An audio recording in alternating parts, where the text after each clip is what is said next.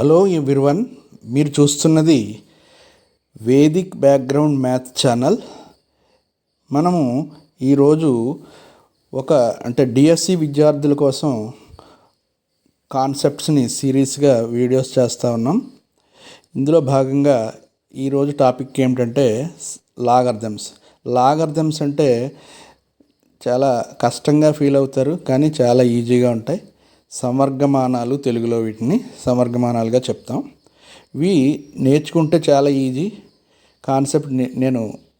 నేను చెప్పే కాన్సెప్ట్ ద్వారా చాలా ఈజీ అనిపిస్తుంది. ఫస్ట్ టైం కానీ మన ఛానల్ని విజిట్ చేస్తూ ఉంటే తప్పకుండా సబ్స్క్రైబ్ చేసి షేర్ చేసి విద్యార్థులందరికీ లైక్ చేయాల్సిందిగా కోరుతూ ఉన్నాను. అలాగే మీకు తెలిసిన డిఎస్సి అభ్యర్థులు ఎవరైనా ఉంటే వాళ్ళందరికీ కూడా ఈ కాన్సెప్ట్ని షేర్ చేయండి. అందరూ లైక్ చేయండి ఎంకరేజ్మెంట్ కోసం. ఇప్పుడు మనం టాపిక్లోకి వెళ్ళిపోయినట్టయితే, ఈ టాపిక్ లాగర్థమ్స్ అంటే సమవర్గమానాలు అని చెప్పుకుంటూ ఉంటాం. ఈ సమవర్గమానాలు చాలా కష్టంగా ఫీల్ అయ్యేటటువంటి టాపిక్, కానీ కాన్సెప్ట్ బేస్డ్గా మనం నేర్చుకున్నట్టయితే చాలా ఈజీగా అర్థమవుతుంది. అంటే మనకు తెలిసిన అంశం నుంచి తెలియని అంశానికి మనం వెళతాం. అంటే తెలిసిన అంశము అంటే ఇక్కడ మనకి ఘాతాంక నియమాలు ఉంటాయి. ఘాతాంక నియమాలు తెలుసు కాబట్టి చిన్నప్పటి నుంచి ఘాతాంక నియమాల నుంచి మనం లాగర్థమిక్ ఫామ్లోకి, అంటే సమవర్గమాన రూపంలోకి, సమవర్గమాన నియమాల్లోకి మార్చుకోవడమే ఇందులో ఉన్నటువంటి కాన్సెప్ట్. ఈ ఒక్క కాన్సెప్ట్ని మనం అర్థం చేసుకుంటే సరిపోతుంది. అంటే ఘాతాంక నియమాలు అనేటప్పటికీ మనకి తెలిసినవే అన్నీ. ఒకసారి మనం నియమాలన్నీ ఒకసారి చూద్దాం. అంటే ఫర్ ఎగ్జాంపుల్గా మనం ఏదో పవర్స్, ఘాతాంకాలు అంటే తెలుసు కదండి. ఇప్పుడు మనం 2 స్క్వేర్ రాసామనుకోండి, దాని ఆన్సర్ 4 వస్తుంది. అలాగే 2 క్యూబ్ రాసామనుకోండి 8 వస్తుంది. లేదా 10 స్క్వేర్ రాసామనుకోండి 100 వస్తుంది. ఇలాగ మనం తెలిసినటువంటి రూపము నియమాల కన్నా మనం రూపము కింద మార్చుకుందాం. వీటిని ఘాతాంక రూపం నుంచి సమవర్గమాన రూపంలోకి చాలా ఈజీగా మార్చుకోవచ్చు. అంటే కాన్సెప్ట్ చాలా ఈజీ. ఇక్కడ ఇలా చెప్పేటప్పుడు కొంచెం కాన్సెప్ట్ని అర్థం చేసుకుంటే, ఈ ఘాతాంక రూపంలో ఉన్నటువంటి దీన్ని, అంటే 2ని స్క్వేర్ చేస్తే 4 వస్తుంది ఆన్సర్. అలాగే క్యూబ్ చేస్తే 8 వస్తుంది. అలాగే ఇంకోటి తీసుకొని 10 స్క్వేర్ చేస్తే 100 వస్తుంది. అలాగే 10ని క్యూబ్ చేస్తే 1000 వస్తుంది. ఈ విధంగా మనం ఘాతాంకాలు తెలిసినటువంటి ఇవన్నీ కూడా తెలిసినట్టు అంశాలే కాబట్టి వీటి నుంచి లాగర్థమ్స్లోకి ఎలా మార్చుకుంటాం, అంటే సమవర్గమానాల్లోకి ఎలా మారాలి అనేది మనం చూద్దాం. అంటే ఇక్కడ 2 స్క్వేర్ 4 వచ్చినట్లుగానే ఏ పవర్ x n అవుతుంది అని అనుకున్నట్లయితే ఇవన్నీ ఘాతాంక నియమాలే. ఘాతాంక రూపంలో ఉన్నటువంటి వీటిని మనం ఇప్పుడు సమవర్గమానంలోకి మార్చాలి అంటే ఒక చిన్న పని చేస్తే సరిపోతుంది. చిన్న పని అదేంటంటే, ఒకసారి ఇక్కడ చూడండి. చాలా ఈజీగా ఈ ఒక్క కాన్సెప్టే మీకు అర్థం చేసుకోవాలి. దీనికి అర్థమైపోతే ఈ ఘాతాంక రూపం నుంచి సమవర్గమాన రూపంలో మార్చేటప్పుడు కంపల్సరిగా లాగ్ అనేటటువంటిది, అంటే లాగర్థమ్స్లో ఉన్న మొదటి 3 అక్షరాలని మనం లాగ్ అనేటటువంటి పదాన్ని పెట్టి, ఇక్కడ మీరు చేయాల్సింది ఏంటంటే, ఇక్కడ 2కి పవర్ ఉంది సరే, 2 ఈ 4 ఈ రెండింటిని ప్లేసులు మార్చేస్తే సరిపోద్ది. అంటే ఇక్కడ ఉన్న బేస్ 2ని ఇక్కడ బేస్గా రాసుకుంటాం. ఇంక ఈ రెండింటిని ఒకదానికొకటి ఇంటర్చేంజ్ చేసుకోవాలంటే ఇక్కడ 4 రాయాలి, =2 రాయాలి. అయిపోయింది. అంటే 2 స్క్వేర్ =4 అయినప్పుడు log 4 to the base 2 = 2 అని చెప్పేసి మనం రాయొచ్చు. దీన్ని ఎలా చదవాలంటే log 4 to the base 2 = 2 అనేది మనం ఇక్కడ చదువుతాం.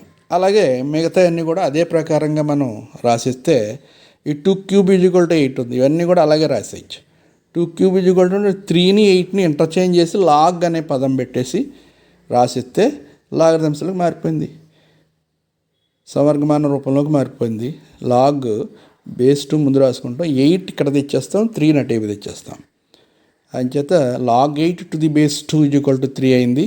అలాగే ఇది ఏమవుతుందంటే log 100 to the base 10 = 2 అవుతుంది.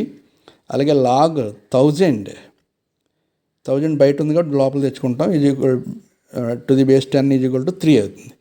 ఇదే ప్రకారంగా a power x is equal to n అయినప్పుడు ఈ రెండింటిని చేంజ్ చేసుకుంటే లాగరిథమిక్ డెఫినేషన్ అవుతుంది. Log n to the base a is equal to x. ఈ ఎక్స్ అక్కడ బయటకు వెళ్ళిపోతుంది. అంచేత log n to the base a is equal to x అవుతుంది. ఇది కావలసినటువంటి నిర్వచనం, డెఫినిషన్ నుంచి వచ్చినటువంటి కాన్సెప్ట్. ఇప్పుడు దీని నుంచి ఇది వచ్చినప్పుడు దాని నుంచి ఇది వస్తుంది. అది కూడా మనం డెఫినేషన్ ప్రకారంగా ఇందులోంచి లాగరిథమ్స్లోకి మార్చాం.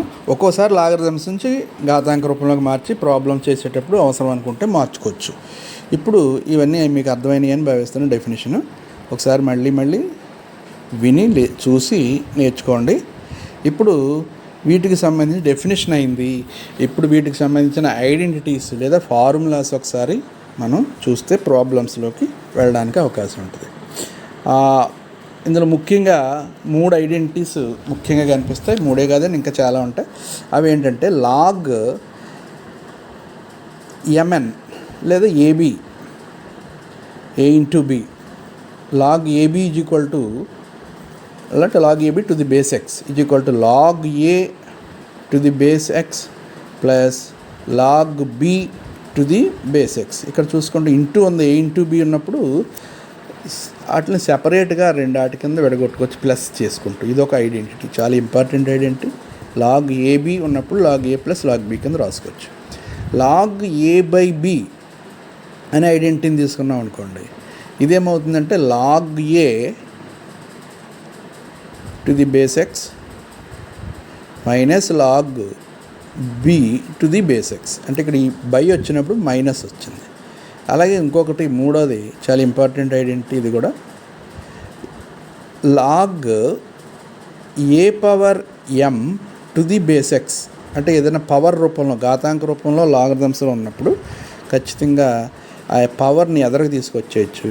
ఎం log a to the base x అనేది గుర్తుపెట్టుకోవాలి. అంటే పవర్లో ఉన్నప్పుడు ఎదరు తీసుకోవచ్చు, ఎదరు ఉన్నదాన్ని అవసరమైతే మళ్ళీ పవర్స్ కింద మార్చుకోవచ్చు వెనక్కి తీసుకెళ్ళి. ఈ విధంగా ఈ 3 ఐడెంటిటీస్ చాలా ముఖ్యము. మనకు ప్రాబ్లమ్స్లో ఇవి లేకుండా ప్రాబ్లం చేయడం సాధ్యం కాదు, అంత ఇంపార్టెంట్. ఇంకపోతే ఇంకా ఉన్నాయి, అవి ఒకసారి మనం చూసేద్దాం.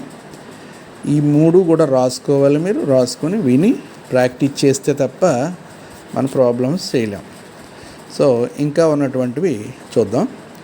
Log a to the base b అని ఉంది.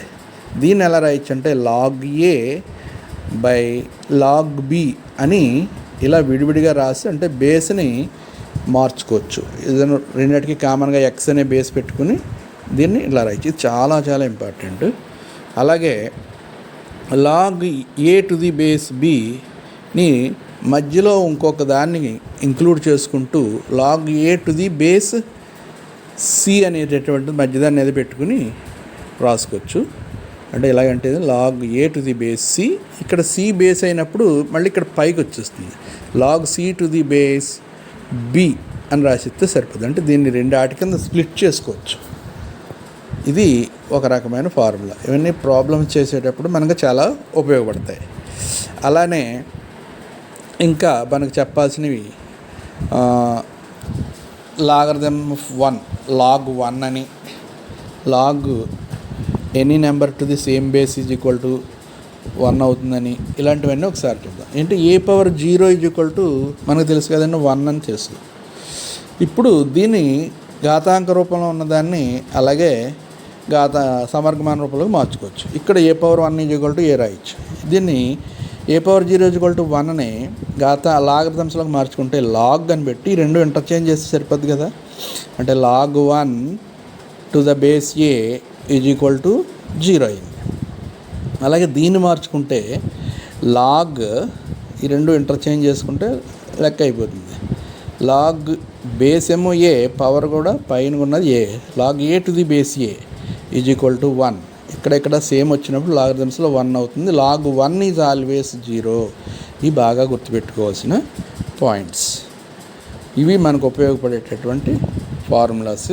దీన్ని ఒకసారి ఈ కాన్సెప్ట్ మీకు బాగా అర్థమైందని భావిస్తాను. కాన్సెప్ట్ నచ్చితే ఖచ్చితంగా మీరు అందరూ కూడా లైక్ చేయండి, 10 మందికి షేర్ చేయండి. అలాగే సబ్స్క్రైబ్ చేయండి. ముఖ్యంగా సబ్స్క్రైబ్ చేసి డిఎస్సి అభ్యర్థులందరికీ కూడా షేర్ చేయండి. Thank you. మీ అందరికీ అర్థమైందని భావిస్తున్నాను. Thank you.